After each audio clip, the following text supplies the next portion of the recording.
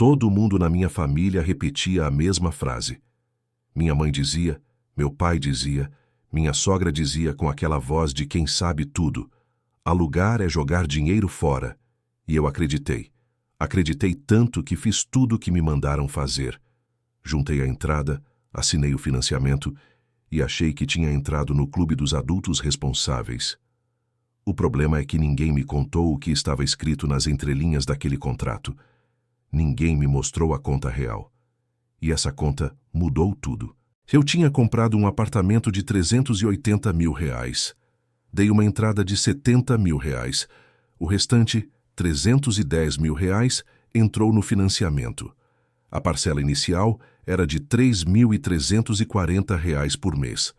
Parecia administrável, parecia até razoável, mas eu ainda não tinha aberto a calculadora de verdade. Quando fiz a conta do custo total, R$310 mil financiados a 12% ao ano, em 240 meses, o resultado final me deixou sem fala. Eu ia pagar no total R$801.600 por um apartamento que valia R$380 mil. Mais do que o dobro. E ainda levaria 20 anos para terminar. Mas o pior não era nem o valor dos juros. O pior era o que eu estava deixando de fazer com aquele dinheiro todo mês. Minha amiga Carla tinha feito uma escolha diferente. Ela alugava um apartamento parecido com o meu por R$1.800 e todo mês investia a diferença. A diferença entre a parcela que eu pagava e o aluguel que ela pagava era de R$1.540 por mês. Todo mês, esse valor entrava em um investimento de renda fixa, rendendo cerca de 1% ao mês. Eu fiz essa conta atrasado, mas fiz. R$1.540 por mês, a 1% ao mês durante 120 meses, 10 anos. O resultado me virou de cabeça para baixo, R$354.200. Era o que a Carla teria acumulado em 10 anos simplesmente investindo a diferença entre o aluguel e a parcela que eu pagava. E ela ainda não tinha dívida nenhuma. Zero. Podia mudar de cidade, trocar de emprego, começar um negócio. Eu não podia fazer nada disso sem arriscar perder o apartamento. Mas espera, eu sei o que você está pensando agora. Mas imóvel valoriza. Aluguel não constrói patrimônio. E é exatamente aí que a mentira fica mais sofisticada. Sim, imóvel valoriza. Mas quanto valoriza, na média, por ano no Brasil? Estudos do mercado imobiliário mostram valorização média de 4 a 5% ao ano nas últimas 2 décadas. Agora compara com a renda fixa no mesmo período. O Tesouro Direto, atrelado à Selic, entregou médias históricas bem superiores a isso. E com liquidez, e sem obra inesperada, e sem condomínio. Mas tem mais. Existe uma regra que pouquíssimas pessoas conhecem e que muda completamente a forma de encarar essa decisão. Ela se chama regra dos 7%. A regra diz o seguinte: se o aluguel anual de um imóvel representa menos de 7% do valor de venda daquele imóvel, alugar é matematicamente mais vantajoso do que comprar. Vou te dar um exemplo real. Um apartamento vale R$500 mil. O aluguel equivalente é de R$2 mil por mês. 2 mil vezes 12 meses dá R$24 mil por ano. 24 mil dividido por 500 mil dá 4,8%, bem abaixo dos 7%. Isso significa que alugar esse imóvel específico e investir a diferença é a decisão mais inteligente. Mas se o aluguel fosse R$3 mil por mês nesse mesmo imóvel de R$500 mil, a conta daria 7,2%. Aí a compra começa a fazer sentido, especialmente se você tem estabilidade de longo prazo.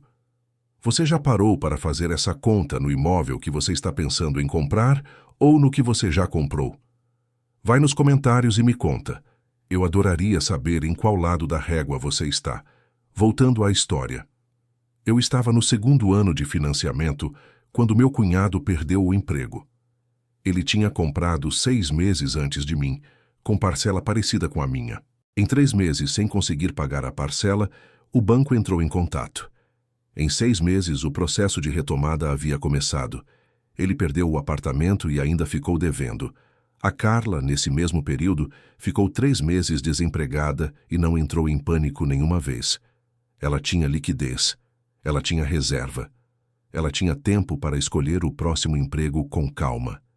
Isso me fez entender que a discussão não é só sobre dinheiro, é sobre liberdade, sobre a capacidade de dizer não para um emprego ruim, de se mudar para uma cidade melhor, de aproveitar uma oportunidade sem calcular risco de perder tudo. Mas eu não vim aqui só para te assustar.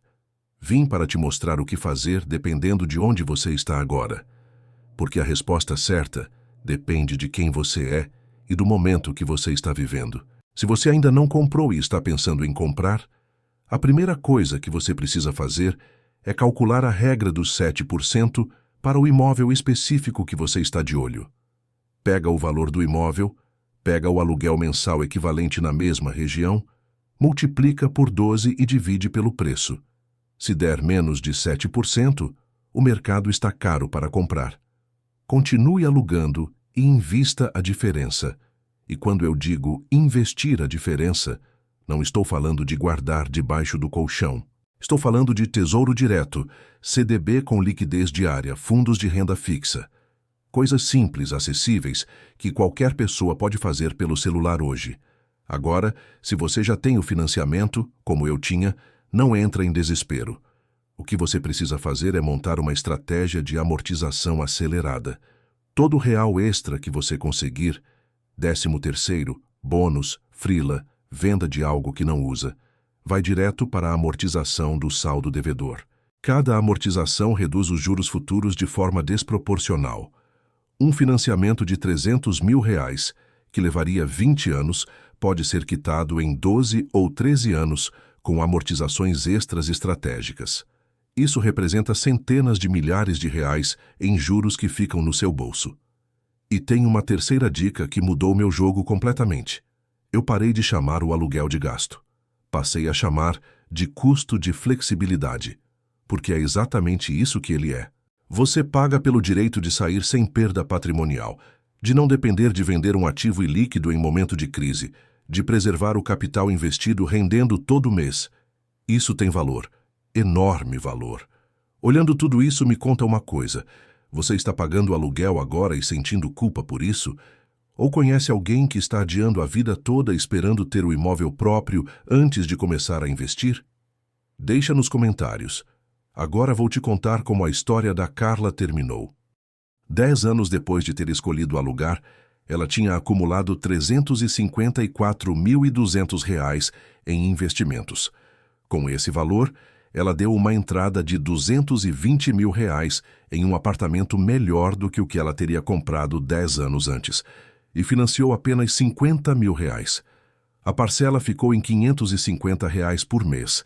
Ela comprou o mesmo bem, mas em condições completamente diferentes. Com poder de negociação, com entrada expressiva, com parcela pequena e com o patrimônio investido continuando a render. E eu? Continuei no meu financiamento por mais 6 anos, mas aprendi a usar cada amortização extra com inteligência.